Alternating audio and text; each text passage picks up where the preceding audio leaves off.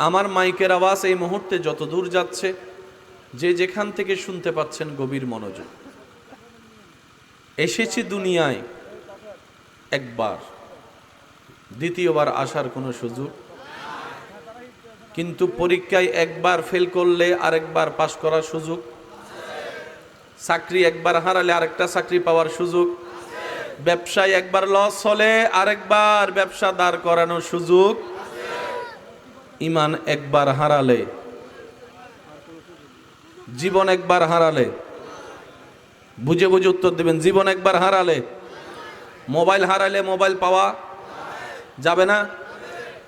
আরেকটু জোরে বলেন, জায়গা হারালে জায়গা পাওয়া যাবে না, কিন্তু জীবন হারালে জীবন পাওয়া। কয়টা বিষয় কম্প্রোমাইজ করা যাবে না? একটু সবাই বলি কয়টা? একটার নাম ঈমান, আরেকটার নাম জীবন। ঈমানের সাথে সম্পর্ক দুনিয়া এবং আখেরাত। সুবহানাল্লাহ বলি সবাই, আওয়াজটা আর একটু বড় হবে। আর জীবনের সাথে সম্পর্ক দুনিয়া এবং আখেরাত, কারণ জীবনই না থাকলে আখেরাতের সম্পদ যোগাবেন কিভাবে? তাহলে কয়টা বিষয় মনে থাকবে ইনশাআল্লাহ? জীবন নিয়ে কোনো কম্প্রোমাইজ, সবাই বলবেন নাই। জীবন নিয়ে কোনো কম্প্রোমাইজ, ঈমানের ব্যাপারে কোনো কম্প্রোমাইজ, জীবন নিয়ে কোনো ছাড় দেওয়া, ঈমানের ব্যাপারে কোনো ছাড় দেওয়া। এবার ডান হাত তুলে একবার বলেন মারহাবা। এবার হাত নামান। দ্বিতীয় নম্বর কথা, ইসলাম যতটুক জানার ধর্ম, তার চাইতে বেশি দরকার ইসলাম বুঝা।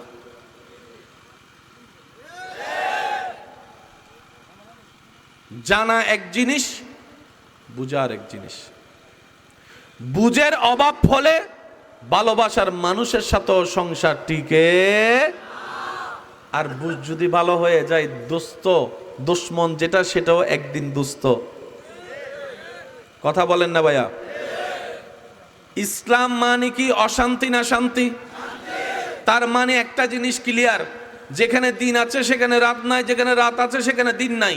ইসলাম মানে শান্তি, যেখানে ইসলাম আছে সেখানে অশান্তি নাই। আর কোথাও যদি দেখেন অশান্তি আছে, বুঝে নিবেন সেখানে ইসলাম। আমাদের অনেক যুবক ভাইরা এখানে একটু মিসইউজ হয়, ইসলাম এবং অশান্তিকে এক জায়গায় করে ফেলে। একটু বুঝে বুঝে উত্তর দেন না। ইসলামের সাথে অশান্তির কোনো সম্পর্ক, অশান্তির সাথে ইসলামের কোনো সম্পর্ক। দেখেন সারা পৃথিবী শান্তি হয়ে যাবে যদি নবীজির একটা হাদিস বাস্তবায়ন হয়। সুবহানাল্লাহ, আমি শুনি নাই। হাজার হাজার হাজার হাজার হাদিস, একটা হাদিস মাত্র। নবীজি বলছেন, অন্যের জন্য সেটাই পছন্দ করো যেটা নিজের জন্য পছন্দ করো। না সুবহানাল্লাহ করা যায় এখন? আর একটু আস্তে করে বলেন। নবীজি বলছেন, নিজের জন্য যেটা পছন্দ করবা সেটা তোমার ভাইয়ের জন্য পছন্দ করো, তোমার দুশমনের জন্য সেটা পছন্দ করিও। নিজের জন্য যেটা তুমি পছন্দ করো না, অন্যের জন্য সেটা তুমি চাপাই দিও না, সেটা অন্যের জন্য তুমি আশা করিও না। অর্থাৎ তুমি যদি সম্মান পাওয়া পছন্দ করো, আগে সম্মান দেওয়া শিখো। আর একটু জোরে বলেন না। তুমি যদি বিপদকালে পরিবার নিয়ে দুইটা পয়সা সাহায্য পাওয়ার আশা করো, বিপদকালে বন্ধু হয়ে আরেকজনের পাশে সহযোগী হয়ে দাঁড়ায় যাও। তুমি যদি চাও তোমার দোষ গোপন থাকুক, এই আওয়াজ ছোট হয়ে গেছে। তুমি যদি চাও তোমার করা দোষ গোপন থাকুক, অন্যের করা দোষ যা তুমি জানো তাও গোপন করে রাখো। তুমি যদি হাসতে ভালোবাসো, অন্যের মুখে হাসি ফুটাও।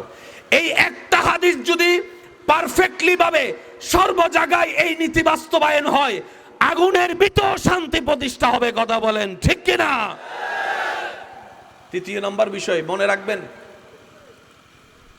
আল্লাহ আমাদের নয়, আল্লাহ সবার। কোরআন আমাদের নয় শুধু। আমি শুনি নাই আওয়াজটা, যুবকের আওয়াজ একটু বড় হবে মনে হয়। নবী রাহমাতুল লিল আলামিন শুধু আমাদের নয়। তা আমরা কিভাবে পেলাম? আল্লাহ নবীকে সবার জন্যই দিয়েছেন। আমরা নবীকে কবুল করেছি, ওনারা কবুল করে নাই। আল্লাহ কোরআন সবার জন্য দিয়েছেন, হুদাল লিল আলামিন। এবার ওনাদের কাছে গেছে, ওনারা বলে যে আমরা কোরআন নিব না, ওনারা বলে কোরআন নিব না, ওনারা বলে কোরআন নিব না। আপনারা যখন আসছেন, আল্লাহ দয়া করে দিয়েছে, আলহামদুলিল্লাহ আমরা গ্রহণ করেছি। মনে রাখবেন ভাইয়া, সেজন্য রিজিকের মালিক কে? আপনি আমি আল্লাহকে মানি, অনেকে তো আল্লাহকে মানে না, কিন্তু ওনারাও তো 3 বেলা ভাত খায়। জোরে বলেন না ভাইয়া? রব বলে যে যারা মানে তাদেরকেও দিব, যারা মানে না তাদেরকেও দিব, কারণ সে না আমাকে মানে না, কিন্তু আমি তো আল্লাহ আদর করেই তাকে সৃষ্টি করেছি।